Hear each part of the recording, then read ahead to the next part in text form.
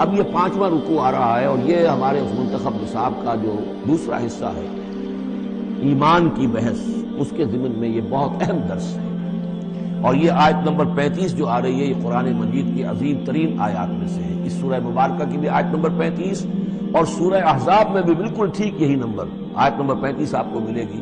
یہ ایمان پر اور وہ اسلام کی کیفیات پر قرآن مجید کی عظیم ترین آیات ہے۔ اللہ نور السماوات والارض، اللہ آسمانوں اور زمین کا نور ہے۔ مثل نورہ، اس پر ایمان کی مثال، اس کے نور ایمان کی مثال ایسی ہے کمشکات، جیسے ایک طاق ہے، فیہا مصباح، اس میں ایک چراغ روشن ہے۔ المصباح فی زجاجہ، وہ چراغ جو ہے چمنی کے اندر ہے، شیشہ ہے اس کے اوپر، جیسے لالٹینیں ہوتی تھی پچھلے زمانے میں، گلوب کے ساتھ جو ہے وہ لیمپ ہوتے تھے۔ الزجاجہ تو کانہا کوکب دری، اور وہ شیشہ چمک رہا ہے جیسے کہ ایک چمکدار ستارہ ہو۔ یوقد من شجرۃ، اور اس مصباح میں، اس دیے میں، اس چراغ میں جلایا جا رہا ہے تیل، کس کا؟ ایک شجرہ مبارکہ زیتونہ کا، ایک ایسا مبارک درخت زیتون کا، لا شرقیۃ ولا غربیہ، جو نہ شرقی ہے نہ غربی ہے، یعنی یہ کہ درخت ہے، جھنڈ ہے ایک۔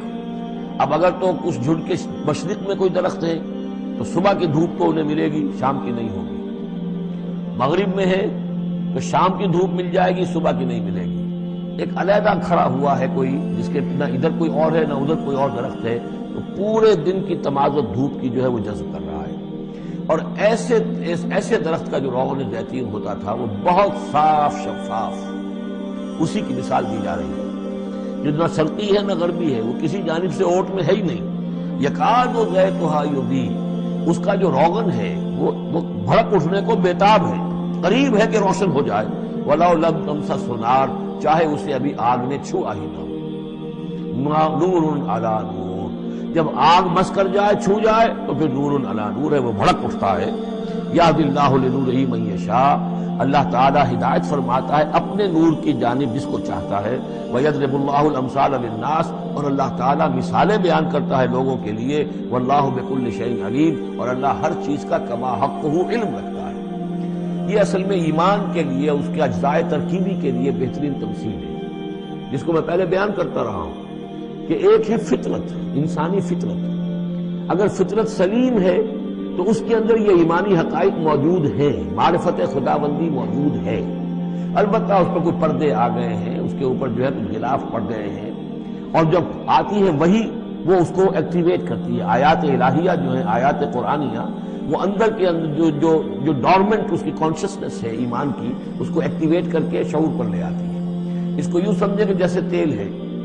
اب تیل ایک ہے کڑوا تیل، جس سے کہ ہم دیے کبھی جلایا کرتے تھے، اب تو شاید ہی کہیں آپ نے دیکھا ہو دیا کس کو کہتے ہیں، لیکن اس میں وہ کڑوا تیل جو جلتا تھا، تو کڑوا تیل خود آگ نہیں پکڑ سکتا، اس میں بتی ڈالنی پڑتی تھی، کوئی کپڑے کی بتی ہے بٹکر، یا یہ کہ وہ روئی کی بتی بنائی ہے، اس بتی کا پھر آگ لگاتے تھے تو جل تو رہا ہے تیل، لیکن بواسطہ بتی، براہ راست وہ تیل جلنے کی پوزیشن میں نہیں ہے۔ لیکن ایک تیل ہے پیٹرول،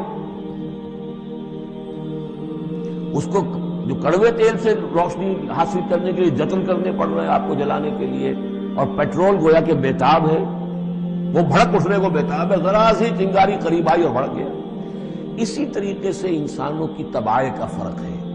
کچھ لوگوں کی جو فطرت ہے اتنی سلیم ہوتی ہے، اتنی نیکی ہوتی ہے اس کے اندر، کہ جیسے ہی وہی سامنے آئی، آئینہ جگمگا اٹھا ایک دم، اس لیے کہ اوپر غبار ہے ہی نہیں، اس کے اوپر کوئی اور جو ہے پردے پڑے ہوئے ہیں ہی نہیں۔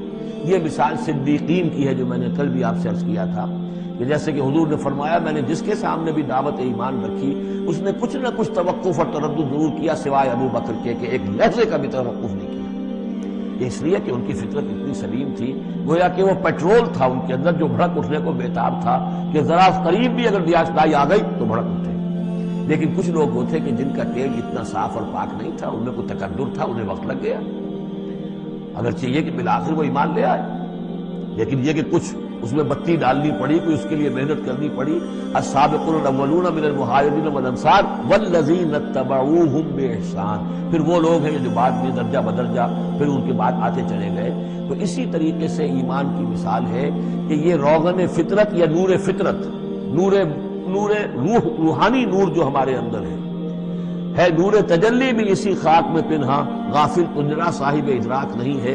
وہ جو ہماری روح کے اندر ہے، روح ملکوتی کے اندر جو نور ہے، یہ نور اور باہر سے جو قرآن کا نور، وحی کا نور آیا، ان دونوں کے نور کے اجتماع سے پھر نور علی نور کی کیفیت پیدا ہوئی۔ اب وہ نور ایمانی جو ہے وجود میں آ گیا۔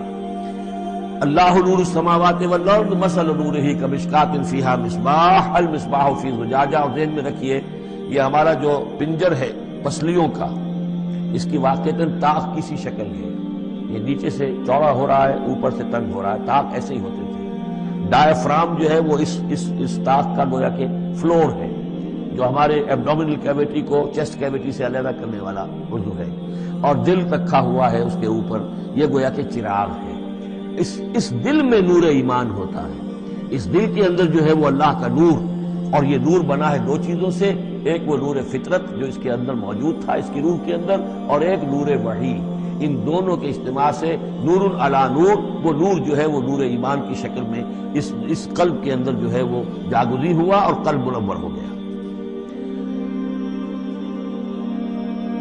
المصباح فی زجاجہ، الزجاجہ کأنہا کوکب دری یوقد من شجرۃ مبارکۃ زیتونۃ لا شرقیۃ ولا غربیہ یکاد زیتها یضیء ولو لم تمسسہ نار نور علی نور یہدی اللہ لنورہ من یشاء۔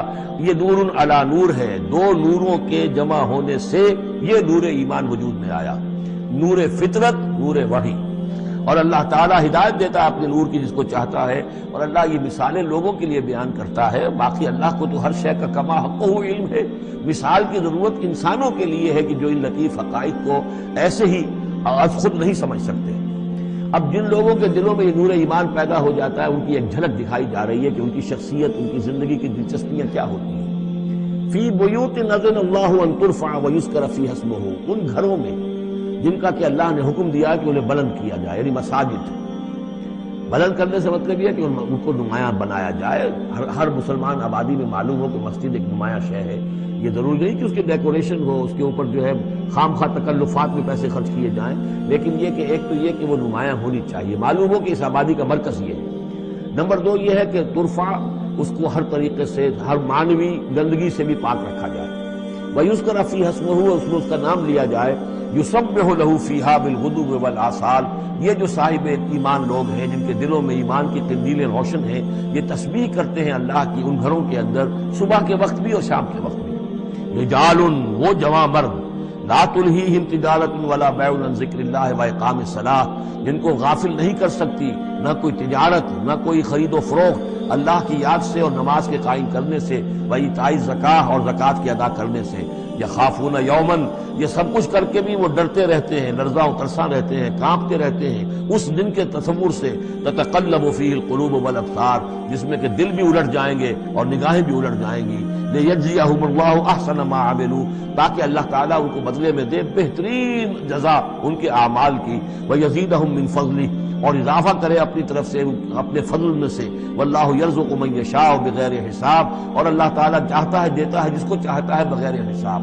اللہم ربنا اجعلنا منہم، یہ تو مومن صادق کے لیے ایمان ان کے دلوں میں ہے، اس کی تمثیل یہ ہے، اور ان کے کردار کی جھلک یہ ہے۔